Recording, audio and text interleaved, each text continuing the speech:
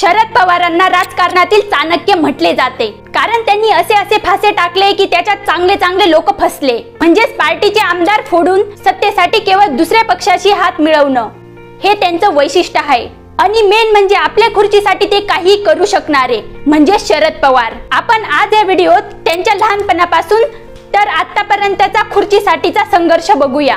1956 साली शरद पवार शाळेत असताना त्यांनी गोवा मुक्ती सत्याग्रहाला पाठिंबा दर्शवण्यासाठी विद्यार्थ्यांचा मेळावा आयोजित केला आणि तेथूनच त्यांच्या राजकीय जीवनाची सुरुवात झाली। नंतर कॉलेजमध्ये असताना विद्यार्थी संघटनेचे नेते म्हणूनही त्यांनी काम पाहिले। विद्यार्थी संघटनेच्या एका समारंभासाठी त्यांनी महाराष्ट्राचे मुख्यमंत्री यशवंतराव चव्हाण यांना आमंत्रित केले।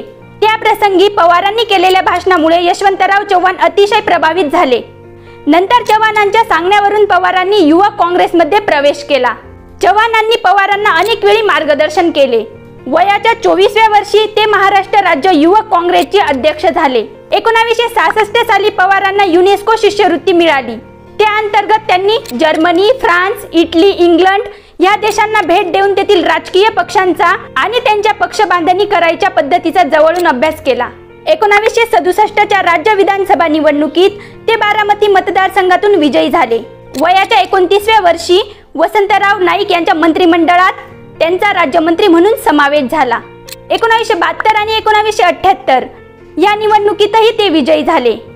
1978 सालच्या निवडणुकीनंतर वसंतदादा पाटील मुख्यमंत्री झाले, पण काँग्रेस पक्षाचे 12 आमदार फोडून पवारांनी विरोधी पक्षाबरोबर हात मिळवणी केली आणि वसंतदादांचे सरकार पाडले। 1978 मध्ये शरद पवारांनी महाराष्ट्राचे मुख्यमंत्री म्हणून शपथ घेतली आणि शरद पवार हे राज्यातले सर्वात तरुण मुख्यमंत्री बनले। 1980 साली इंदिरा गांधींचे सत्तेत पुनरागमन झाले आणि त्यांनी विरोधी पक्षांची राज्य सरकारे बरखास्त केली। त्यात पवारांचे सरकारी बरखास्त झाले। 1980 मध्ये विधानसभा निवडणुका झाल्या आणि काँग्रेसने म्हणजेच इंदिरा गांधी यांनी 288 पैकी 186 जागा जिंकल्या आणि महाराष्ट्राचे नवे मुख्यमंत्री अब्दुल रेहमान अंतुले हे झाले। शरद पवार विधानसभेतील प्रमुख विरोधी नेते होते। 1984 सालची लोकसभा निवडणूक पवारांनी लढवली आणि ते निवडून गेले। इंदिरा गांधींच्या हत्येनंतर निर्माण झालेल्या सहानुभूतीच्या लाटेत विरोधी पक्ष राज्यातील 48 पैकी केवळ 5 जागा जिंकू शकला, ज्यात बारामती या जागेचा समावेश होता। 1985 ची राज्य विधानसभा निवडणूक पवारांनी बारामतीतून जिंकली आणि लोकसभा सदस्याचा त्यांनी राजीनामा दिला। 1987 साली शरद पवारांनी राजीव गांधींच्या उपस्थितीत औरंगाबाद येथे काँग्रेस पक्षात प्रवेश केला आणि 1988 मध्ये राज्याचे मुख्यमंत्री म्हणून राजीव गांधींनी शरद पवारांची निवड केली, म्हणजेच त्यांनी दुसऱ्यांदा मुख्यमंत्री पदाची शपथ घेतली। तेव्हा बाळासाहेब ठाकरे यांचा शिवसेना हा पक्ष भाजपशी युती करून काँग्रेस पक्षाला आव्हान देत होता। तेव्हा राज्यात काँग्रेसचे वर्चस्व कायम राखण्याची जबाबदारी पवारांवर आली।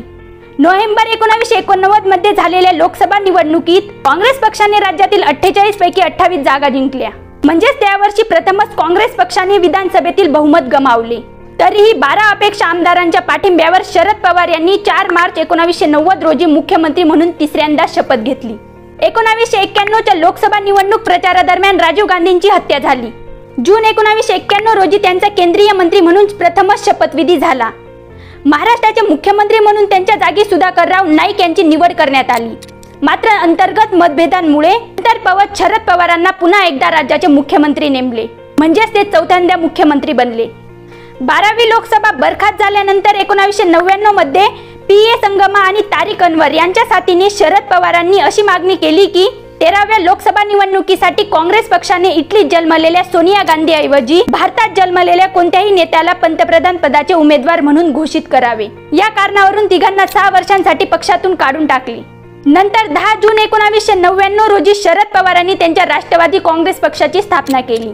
1999 च्या महाराष्ट्र विधानसभा निवडणुकीनंतर कोणत्याही पक्ष अथवा आघाडीस बहुमत मिळाले नाही।